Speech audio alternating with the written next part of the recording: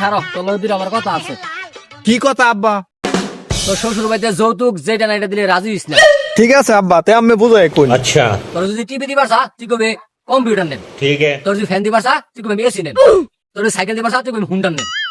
আচ্ছা আব্বা, তে ঠিক আছে বুঝছি, তাই আমি যাই।